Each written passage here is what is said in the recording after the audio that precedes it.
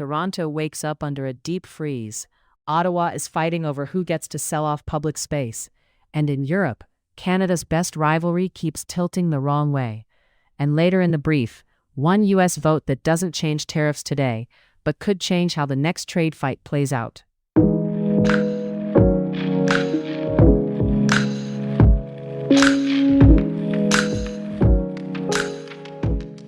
Toronto weather first.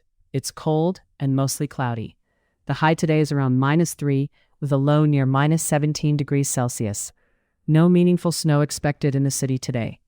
In sports, the Raptors go into the All-Star break with a real statement of where this season's headed. 2 All-Stars, Scotty Barnes plus Brandon Ingram, who's been named a replacement selection, and the coaching staff running Team World for the weekend. Before they can exhale, they get a final test at home against Detroit, a defense-first team that leads the league in steals and blocks. Toronto's record is strong, but against top-tier teams the results have been uneven. So tonight is a pretty clean measuring stick. And on the Olympic hockey side, Canada's women took a hard 5-0 loss to the United States in preliminary play, extending the U.S. senior-level winning streak over Canada to 7 straight. Canada was missing captain Marie-Philip Poulin with a lower body injury. And the bigger issue, based on what players and coaches pointed to afterward, was the same theme that's been showing up. Trouble through the neutral zone, rushed decisions, and not enough high-danger chances. In a tournament format, there's still time to adjust, but the runway shrinks fast once the bracket begins. Turning now to the higher-stakes thread that connects a lot of Canadian economic news this week, trade pressure from the U.S. and what Canada's realistic options are. Here's what's happening. In Washington, the U.S. House voted 219 to 211 to end the national emergency President Trump used to justify broad tariffs on Canadian goods.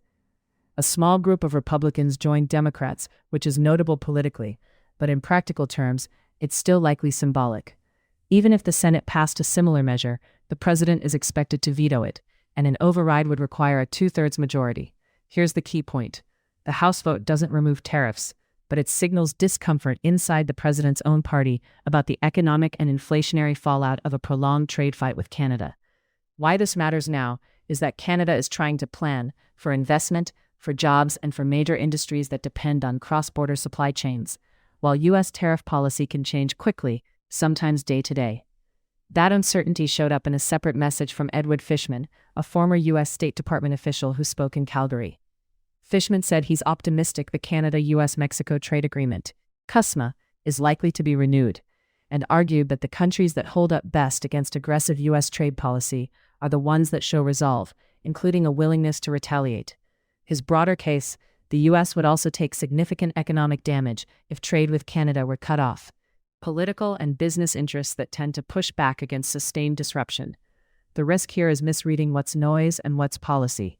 Symbolic votes can be shrugged off until they become the start of a coalition that can actually constrain the White House, or at least narrow how far tariffs can go. Why this matters locally, especially in Ontario, is that the auto sector lives inside those supply chains.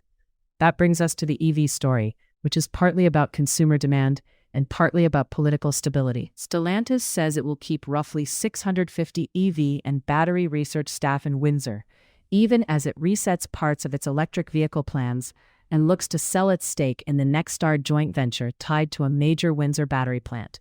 At the same time, Prime Minister Mark Carney has ended Canada's EV sales mandate, while still aiming for battery EVs to be 75% of new car purchases by 2035, leaning instead on incentives, fuel efficiency standards, and infrastructure build-out. Ottawa is also putting more money into charging, about $84 million to add more than 8,000 chargers nationwide, with a national charging strategy promised for the fall. Mid-episode reset, the thread is this. Canada is trying to keep investment and jobs steady while U.S. tariff pressure and domestic EV policy both shift at the same time. One smaller signal to keep an eye on. In Windsor, the mayor says progress with the privately owned Ambassador Bridge Company has been undercut by reports of U.S. lobbying just before President Trump posted criticism of the publicly funded Gordie Howe International Bridge. CBC says it has not independently verified the details reported by the New York Times. But even the allegation highlights how politically sensitive border infrastructure has become. In Ottawa, another governance story. City officials are criticizing the sale listing of a former public school property, saying it was done without community consultation under the authority of a provincially appointed school board supervisor.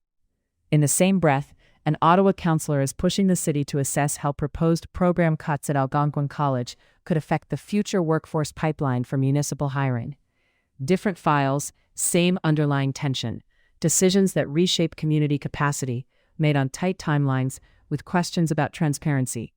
In the last minute, what to watch next? First, on tariffs, watch the U.S. Senate calendar and whether any additional Republicans publicly break ranks, not because it guarantees a tariff rollback, but because it tells you where the political pain threshold is. Second, on CUSMA renewal, the most important signs won't be speeches. They'll be whether business groups on both sides of the border coordinate to protect specific sectors, especially autos and energy. And third, in Toronto sports, the Raptors game against Detroit is a clean read on whether this team can handle elite, physical defense, the kind you see in playoff series, before the All-Star pause resets the schedule. That's the brief for Thursday, February 12th. Stay warm out there.